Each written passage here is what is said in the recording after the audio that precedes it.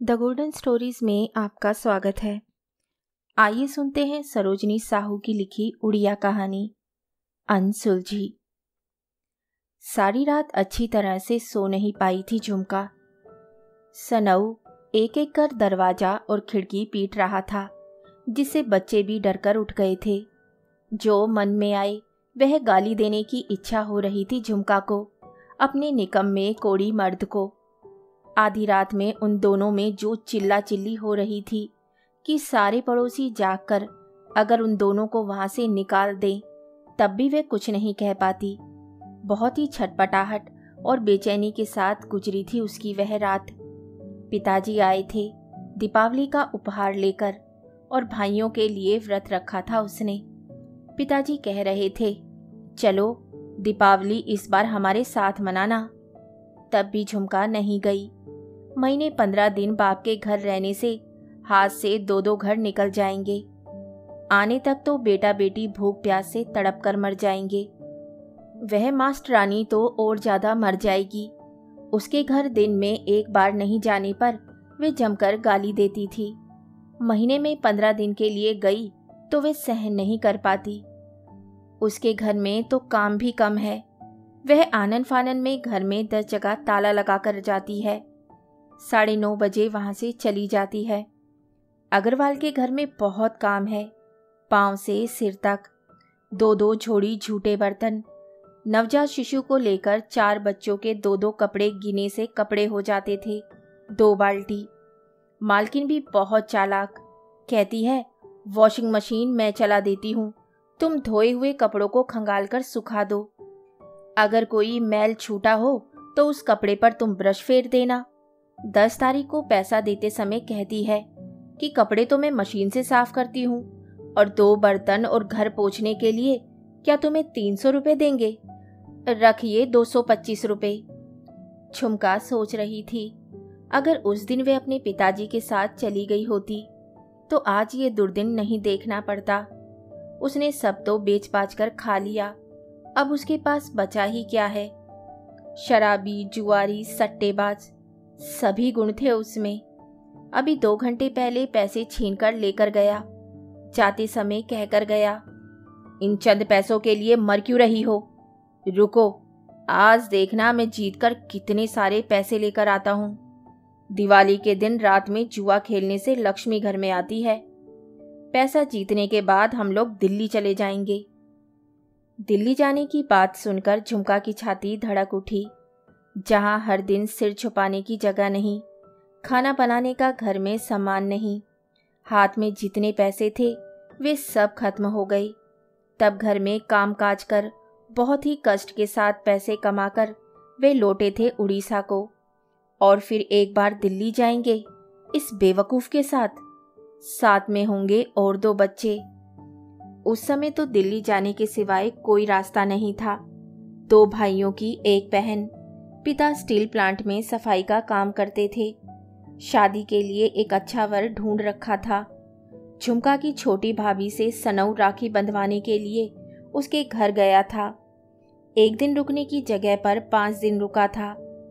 Chocolate, अमचूर, जूड़ा बांधने वाले तरह तरह के रबर बैंड लाकर दिए थे उसने झुमका के लिए। उस दिन से उसका मन उस पर आ गया था। सनऊ ने कहा था, चलो यहाँ से दिल्ली चले जाते हैं, नहीं तो तुम्हारे पिता तुम्हारी दूसरे के साथ शादी कर देंगे। जितना भी पैसा हाथ में था वे लेकर दोनों ट्रेन में बैठकर दिल्ली चले गए थे, जिसकी भनक भैया तक को नहीं लगी। दिल्ली से लौटते समय झुमका पेट से थी। पिता के घर ना लौटकर सीधी चली गई थी सनऊ के घर। शादी ब्याह नहीं होने के कारण वे सांस की आंखों में खटकने लगी। मेरे बेटे को मुझसे अलग करने वाली नागिन। पिता को खबर लगने से मिलने आए थे। कह रहे थे, भाइयों को समझा बुझाकर तुम्हें घर बुलाएंगे। सनऊ को बिठाकर समझाया था। उसका शादी ब्याह करने के लिए धांगड़ा की व्यवस्था कर दी थी। स्टील प्लांट में मेरे साथ काम करता था। तुम तो उसे लेकर फरार हो गए। बैठकर खाने से क्या तुम्हारा संसार चलेगा?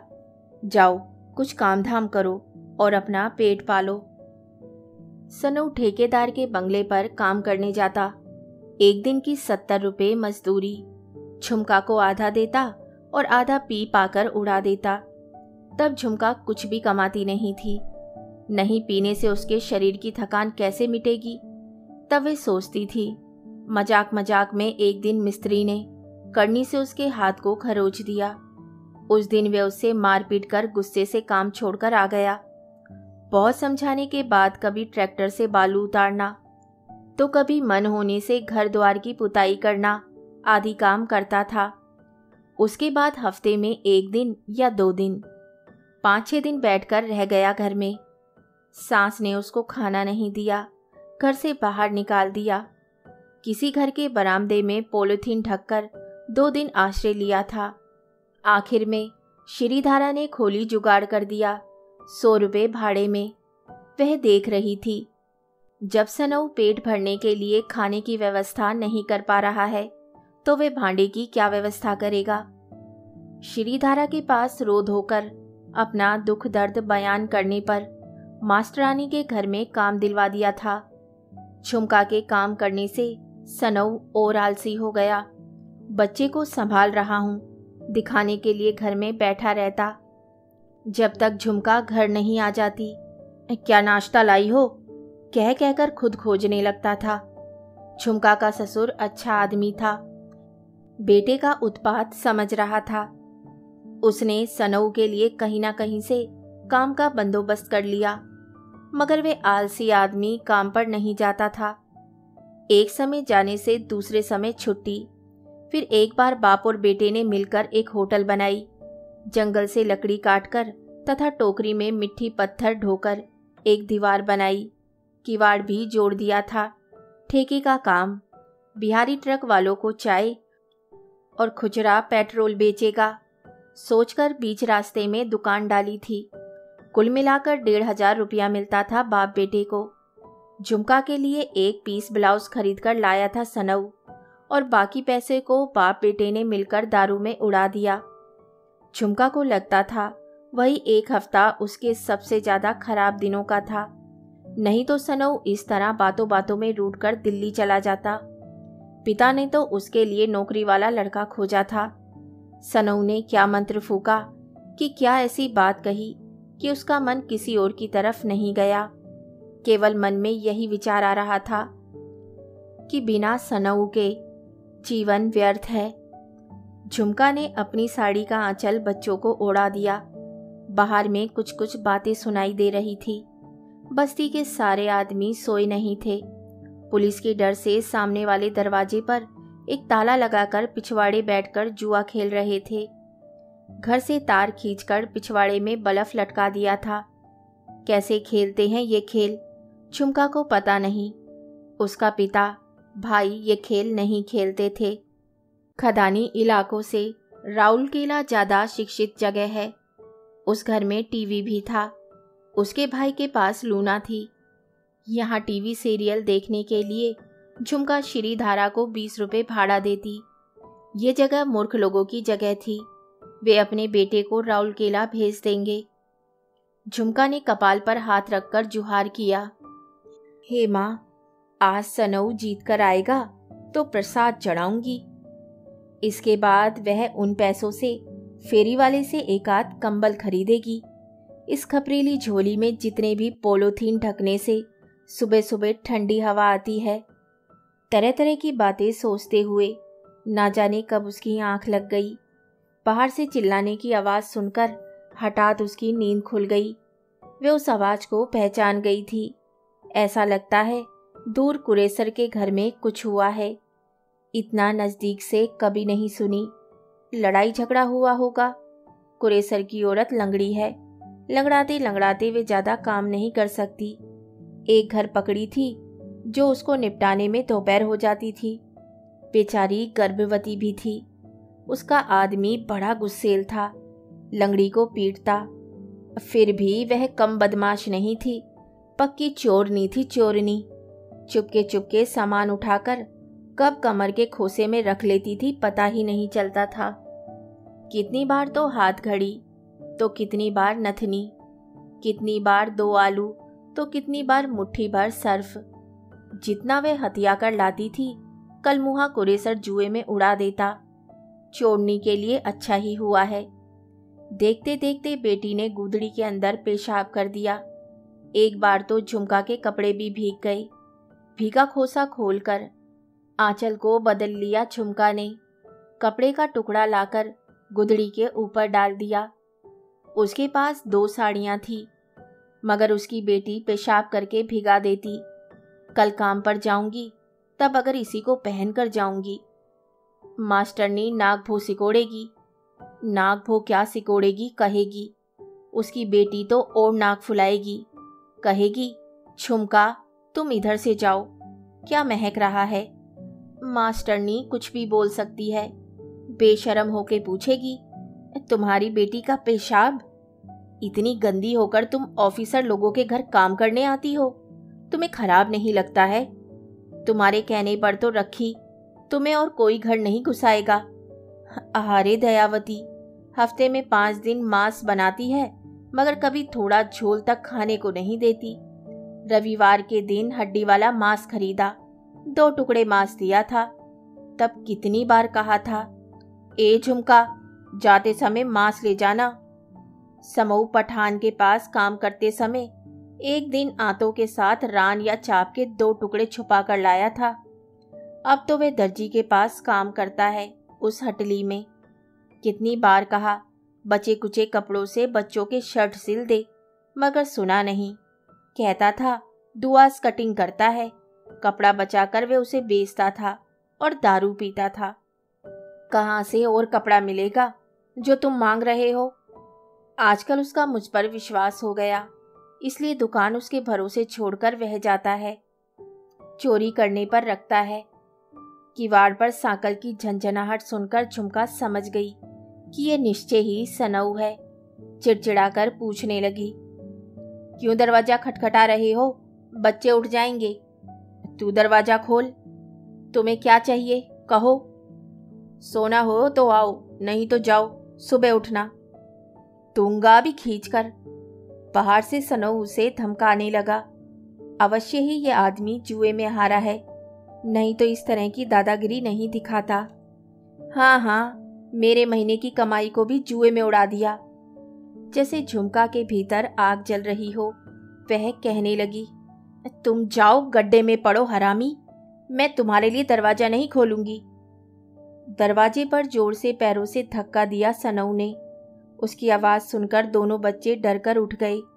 झुमका ने दोनों को अपनी गोद में लेकर पुचकारा, ए माँ भूख लग रही है। बच्चे ने कहा, कल मास्टरनी के घर पेठा मिलेगा, दिवाली का पेठा लाऊंगी, खाना, अब सो जाओ। माँ, वह तुम्हारी माँ है? हाँ। तुम्हारी माँ ने मुझे बिस्कुट दिए थे? हाँ हाँ, कल और मांग कर लाऊंगी, अब सो जा। झुमका की माँ बिस्तर पर पड़ गई थी। हर समय कफ और खांसी। राउरकेला जाती तो एक बार देख कर आ जाती। झुमका की माँ और सास दोनों बहने लगेंगी, मामा और मौसी की बेटी। मगर झुमका सास को फूटी कोड़ी भी नहीं सुहाती थी। स्कूल के सामने भुजे हुए चने बेचती। नीति को अपने पास रख, मैं काम पर जाती हूँ। इतना कहने से वे उल्टा सीधा बोलना शुरू कर देती, एकदम झगड़ालू। अपनी बेटी की शादी के लिए उसने एक जोड़ा पायल खरीद कर रखी थी। किस समय उसे ले जाकर सनऊ जुए में हार गया, कहकर बुढ़िया दिन रात तक झगड़ती रही। मैंने कहा, मेरा आदमी है, मगर तुम्हारा बेटा था। मैं तो तुम्हारे कमरे में नहीं गई थी, तुम मेरे ऊपर क्यों बिगड़ रही हो? झुमका की दाहिनी आंख फड़कने लगी। थूक लगाया था उस आंख पर। इस जुआरी ने पैसे भी डुबा दिए होंगे, नहीं तो ये आंख इस तरह क्यों फड़कती? जुआरी को किसी ने मार तो नहीं दिया? झुमका के मन में तरह तरह के ख्याल आने लगे। धीरे से उसने सांकल खोल दी। कहाँ जाऊंगी? पिछवाड़े में खूब सारे आदमी बाहर आंगन में बैठकर जुआ खेल रहे थे। औरत को वहां देखकर क्या कहेंगे? खिड़की और दरवाजे ऐसे ही खुले रख दिए थे झुमका ने। कब वे शराबी आकर सोएगा? ठिठुराने वाली ठंड में किसके बरामदे में जाकर सोएगा? रात खत्म होने में 2 घंटे का समय रहा होगा। गहरी नींद में सो गई झुमका। किसी के हाथ लगने से उसकी नींद टूट गई थी। कौन कहकर आंखें खोली थी तो देखा सनऊ सामने था। सनऊ उसको हिला हिला कर उठा रहा था। क्या हुआ, सो नहीं रहे हो? चिटकनी लगा दी? नींद में झुमका ने पूछा था। तुम्हारे से काम था। क्या काम? मेरी बात सुनो। जीत कर आए हो? क्या लाए हो? कितना लाए हो? तुम उठो ना, सनऊ ने कहा था। तुरंत उठकर बैठ गई थी झुमका। सच में उसकी आंखों से नींद भाग गई थी। क्या क्या लाए हो, दिखा तो दो। मुंह उतार कर बैठ गया सनऊ। हाँ हाँ समझ गई। तुम हार गए हो, मुझे पता था। कब जीत कर आए थे? अरे जो आज जीतते, कल के लिए चावल नहीं है। मेरी कमर दर्द कर रही है तो डॉक्टर के पास दवाई दारू करवाऊंगी सोचकर पैसा खोज रही थी, मगर तुमने तो सब उड़ा दिए। जमाई लेते हुए झुमका ने कहा, छोड़ो, सो जाओ, कल की बात कल देखेंगे। झुमका, क्या हुआ? चिढ़ गई थी झुमका इस बार। सारी रात सोने नहीं देते हो। सुबह काम करने जाऊंगी या नहीं? पैसे तो तुम सारे हार गए। काम पर जाऊंगी तो नाश्ता वास्ता मिलेगा, जिससे मेरे बच्चों का तो पेट भरेगा। तुम मेरी बात क्यों नहीं सुन रही हो? तब से बकबक कर रही हो। मैं और क्या बोलूंगा? बड़ी दुविधा में पड़ गया हूं। क्या करूंगा मुझे बता। झुमका की आंखों से नींद गायब सी हो गई। उठकर बैठ गई थी वह। क्या दुविधा है? मेरे घर में क्या? जो चिंता की बात है साफ साफ कहो। वो सारी गलती मेरी है, सनऊ ने कहा। मैं लोभ में पड़ गया था। पता नहीं मेरी मति कहाँ मारी गई थी जो सारे पैसे हार गया। मेरा सब कुछ लूट लिया साले दर्जी ने। 36 गड़िया से मैं हारूंगा। 36 गड़िया से मैं हारूंगा? मेरी औरत को रख लेना, जा। यह मेरी लास्ट बाजी है। क्या कहा? क्या कहा तुमने? झुमका चहक उठी। तुम्हारा ना खा रही हूं ना पी रही हूं। तुमने क्या सोचकर मुझे बंदी रखा? तुम्हारी इतनी बड़ी हिम्मत, इसलिए तुमने मेरे हाथ पकड़े थे। समझी, मेरा दिमाग खराब हो गया था जो तुम्हारे जैसे निकम्मे कुड़िया आदमी के साथ शादी की। मेरे पिता ने मेरे लिए स्टील प्लांट में एक आदमी देखा था। मैं कल मुही अपने भाग्य को लात मारकर तुम्हारे साथ आई और तुमने मुझे गिरवी रख दिया। हरामजादे, तुमने अपनी बहन को गिरवी नहीं रख दिया, मुझे खरीद कर लाया था क्या? गुस्से में झुमका तुमसे तू पर उतर आई थी। तुझे मरना है तो मर, जो करना है कर, मेरा क्या जाता है? मेरा हाथ पकड़कर शादी की थी, आज तुमने ऐसी मर्दानगी दिखा दी। चुप चुप, इतना चिल्ला क्यों रही हो? बच्चे उठ जाएंगे, पास पड़ोस को पता चलेगा। तूने तो अपनी औरत को गिरवी रख दिया, जिसे 5 लोग भी नहीं जानेंगे क्या? कल बात फैलेगी नहीं। सही कह रही हूं, कल सुबह की गाड़ी से मैं राउरकेला जा रही हूं। तो थप्पड़ मारूंगा, राउरकेला याद आ जाएगा, सनऊ ने कहा। हाथी के दांत और मर्द की बात, समझी? तू जाएगी उस दर्जी के पास। तुमने नशा किया है, तुम्हारी बुद्धि भ्रष्ट हो गई है। नहीं तो कोई अपनी औरत को दूसरे पुरुष को सौंपता है। तुझे जरा भी अकल नहीं है बुद्धू। अपनी औरत और बच्चों का पेट नहीं पाल सकते हो, इसलिए ये उपाय खोजा है। कल तुम इस बस्ती में मुंह नहीं दिखा पाओगे। मैं मुंह दिखा पाऊंगी? कहो, तुम्हारा बाप मुझे रखेगा? बस्ती वाले छीटाकशी नहीं करेंगे। तेरी बुद्धि पर राख पड़े। आंखों से पानी निकल आया झुमका के।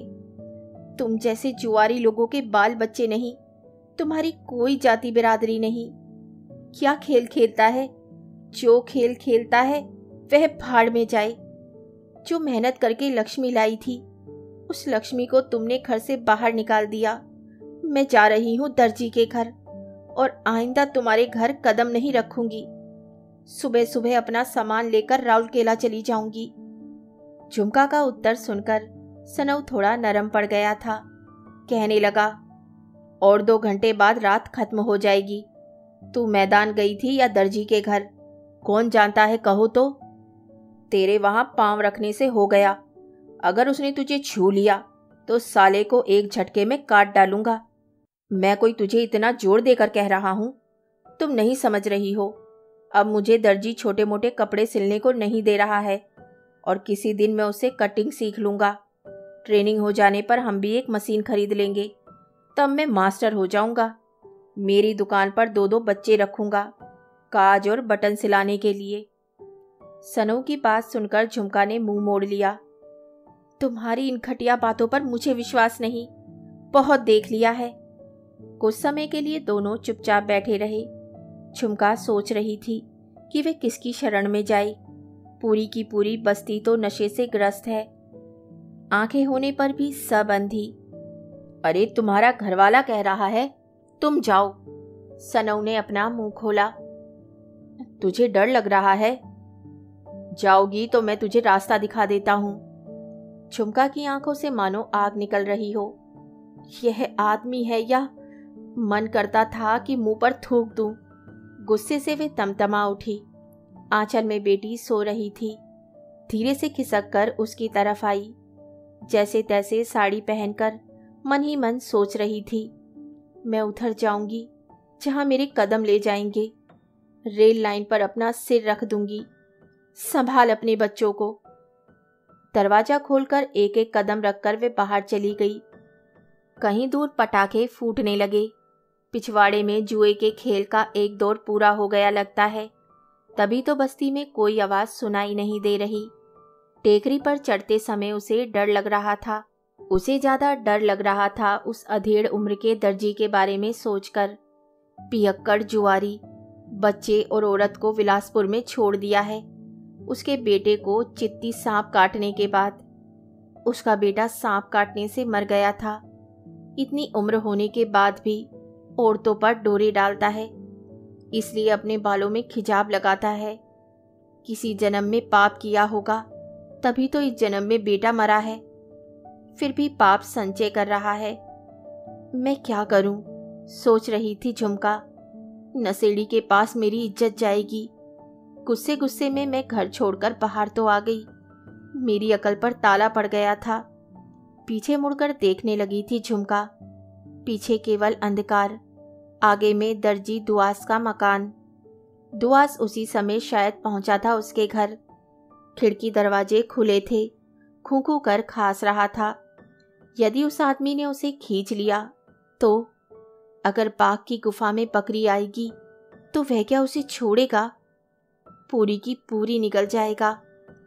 आगे क्या सोचकर पता नहीं क्यों झुमका को बहुत डर लग रहा था। कल मुँहे दुआस, तू मर क्यों नहीं गया? तू यहाँ किवाड़ खोलकर बैठा है।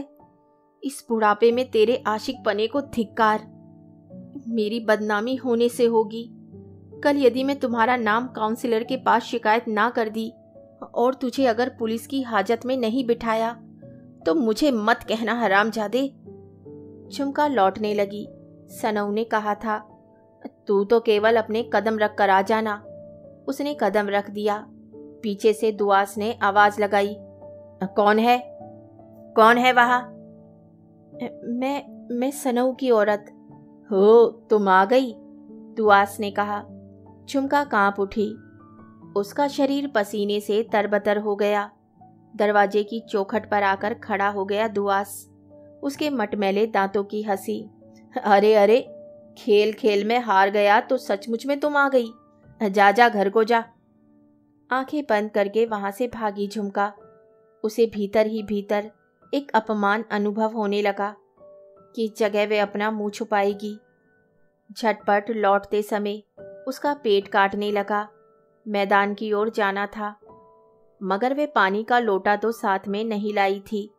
अच्छा, दुआस को देखो, बाबा जी की तरह बैठा है अपने मठ में।